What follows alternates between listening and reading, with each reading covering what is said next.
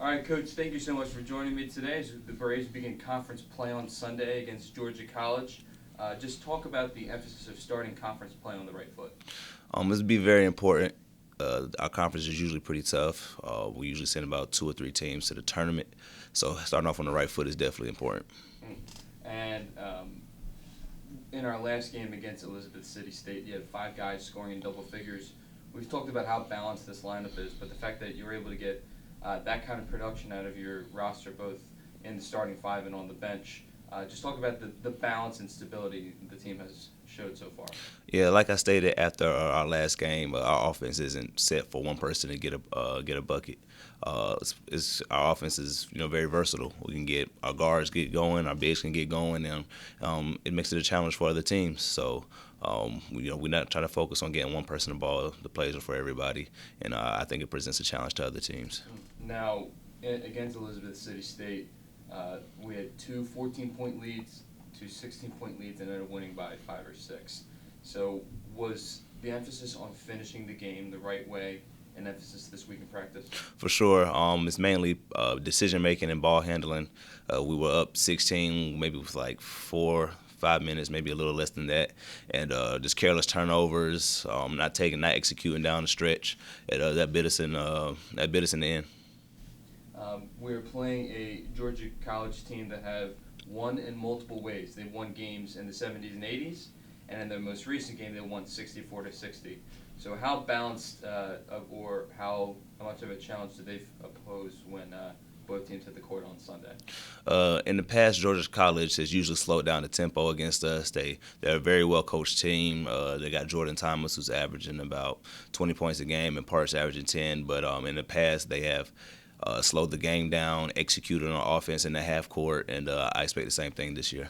You've touched upon it. Jordan Thomas does lead their team with 19 points per game. He is their catalyst. And what will be the key to contain him, whether it's for him to drive the paint or to get open jump shots? It's just keeping the ball out of his hands. He can't do anything without the ball in his hands. He's a very good scorer. He's prolific. He can score from 3. He can score from the mid range. He can get to the rack. Just keeping the ball out of his hands would be very important. And with UNCP being a veteran type team with more juniors and seniors, Georgia College is maybe one of the youngest lineups in the Peach Belt Conference with 9 freshmen. So I guess talk a little bit about the dynamic between a veteran team like the Braves and a youthful team like the Bobcats. Well, them having a youthful team, they're probably going to come in here very relaxed. We usually have an X on our back. They know we're usually one of the top teams in the conference over the last few years, and I think they're going to come in, not to say naive, but they're coming in just to hoop. They're coming here just trying to get a bucket, trying to get a win against the Braves. 2 more for you. What is the importance on not only finishing, but the importance on the fact that we're not in school. It is a time for the guys to focus on basketball. Just the mindset of the players to take a break from academics. It gives them a lot of free time to get in the gym, not have to worry about academics. But also, we want them to relax when they do have time. We don't want them always in the gym. We want them to recuperate. And luckily, we've had a lot of time in between games to recuperate and get inside the swimming pools and get inside the training room with Joey. And it's been a great time. They're gym rats naturally. But with this gap, it gives them a lot of time for us to work on what we need to in practice and for them just to recover during the time.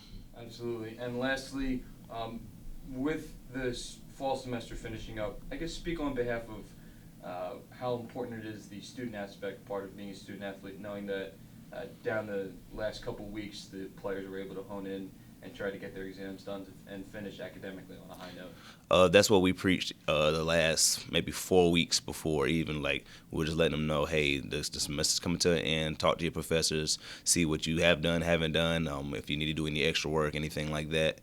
And the guys really did hone in. Everybody came out with good grades. I'm very proud of them.